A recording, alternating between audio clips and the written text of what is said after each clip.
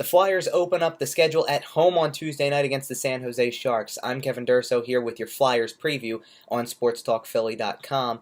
The Flyers completed a split of the season opening trip out west. Obviously, they opened the season on a high note with a 5-2 win in Vegas, but suffered a 5-2 loss to Colorado on Saturday. Now the schedule shifts to home ice for the first time, and the Flyers will face another Western Conference team in the San Jose Sharks. The Flyers played two solid all-around games on their road trip, all things considered. Saturday's game featured more defensive inconsistency than the opener, but really that was magnified because it seemed like every turnover or mistake resulted in a goal against. Obviously, the Flyers have been solid. They were certainly locked into that game until the final few minutes when Colorado finally struck for a power play goal to seemingly put the game out of reach, but up until that point, they were right there in it. They had managed to claw their way back from allowing the first goal for the second straight game, and also trailing after a period for the first time as well. So trailing after the first period, they get an early goal to tie it, and from there it just seemed like the chances didn't go their way. They had a few too many defensive breakdowns, and it became an issue for them to try to keep the puck moving on the other direction, get the offense going, and really it felt like toward the end they were clinging to it with the penalty kill and just trying to kill off too many penalties at the end. Ultimately, Colorado got too many chances. So now for the focus here, the Flyers get to come home. It's a fresh start on home ice for them. But the big concern here is that the Flyers are going to be without James Van Riemsdyk. The big free agent acquisition from the offseason left Saturday's game after being hit with a clearing attempt on the knee. The prognosis is not good for the Flyers. He is out for 5 to 6 weeks with a lower body injury, and this effectively puts him out until almost the end of November. So that's a huge chunk of the Flyers' early season schedule where they are going to be without JVR, and this is where you really have to establish a playoff position and roll from there. Teams that get behind the 8 ball too far early are looking at games down the stretch in February, March, and April, and everything turns into that must-win situation when playoffs are in the conversation. In this case, the Flyers lose a valuable piece to the top 6 and top 9 group of forwards here. It changes the depth of the forwards around, and it forces them to be even better from a depth standpoint without one of their better forwards and a guy they picked up to be a scoring specialist, especially on the power play. It turns this into a situation now where they need to be even better than they were before and really have to try to establish that early season solid start.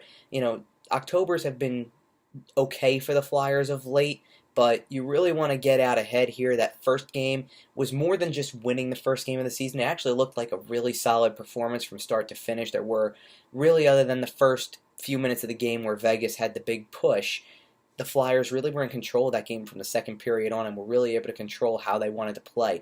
That bodes well for being a team that wants to make a good statement at the start of the season and to be a team that hangs around the playoff picture so much more from the start of the season. You look at last season and how the Flyers had to recover from the slow start, from the 10-game losing streak, and going into December being out of a playoff spot. It's hard to come back from that. The Flyers were one of those teams that got hot at the right time or got hot throughout the later part of the month of December, continued to roll through January and February, and establish themselves in a position to be there at the end. You just want to set the tone from the start of the year, and the Flyers could have been on their way to doing that. It's too early to tell after 2 games what kind of team this is, because one game was really, really good one way, and one game was a lot of mistakes magnified that showed some flaws. So at this point, the big concern is being able to continually establish good scoring depth like they had in Game 1 and go from there to continue to try to pick up wins in the month of October and November to be able to establish a playoff spot early and keep moving forward from there. That being said, one of the standouts so far for the Flyers has to be Brian Elliott at this point. He's a key reason that the Flyers won their season opener on Thursday, and he nearly stole another game on Saturday. And, you know, had the Flyers found a way to turn the tide on the scoreboard, that would have been another stolen game for him. So no question he's feeling really good so far and getting his work in, and he figures to get the start once again in the home opener tonight as well. For the Sharks, you know, we tend to talk about offense a lot, and the Sharks do have scorers. Joe Pavelski Logan Couture, Thomas Hurdle, Evander Kane. Joe Thornton would typically fall into that group of forwards. He's not going to be in the lineup, though. Really, it's defense that's their story right now, and that's mainly because of Erik Karlsson. That's a recent acquisition that created a lot of noise. The Sharks have a really dynamic and deep blue line that includes Karlsson, Brent Burns, Mark-Edward Vlasic, Justin Braun, Brendan Dillon. It's a deep team, and they've got a good goalie, too, in Martin Jones. Now, Jones did start the game on Monday afternoon for San Jose. They're coming off a loss 4-0 to the New York Islanders. So the Flyers are going to be the fresher team on Tuesday night. And in addition, home openers create an atmosphere in a building. So couple that with San Jose having to play a game on Monday afternoon, not faring all too well. They'll be motivated to bounce back from it. But the Flyers are going to be the fresher team. They're going to have better legs at this point, or should at least. And San Jose has to come in here wondering how they can break out of this bit of early adversity here. This is a team that a lot of people were picking to be a Western Conference champion or maybe even a Stanley Cup champion in preseason and early regular season, making predictions, things like that. And so far, San Jose comes out, they've lost their season opener to Anaheim 5-2.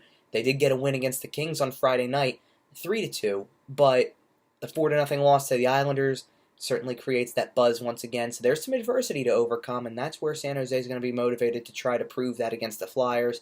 And the Flyers just have to come out and be the fresher team, play with the speed and the forecheck that they've tried to play with over the first two games. It worked really well in Vegas. They didn't quite have the forechecking presence that you would like to see in Saturday's game, so they were getting a little bit outworked. But if they can put all of that together, that's a big step. So that's going to be the indicator for everything. Work hard here, outwork this team, and see where it goes. And maybe the Flyers can come out on the right side of another game, win 2 out of their first 3, and set the tone to be on their way to a good month of October.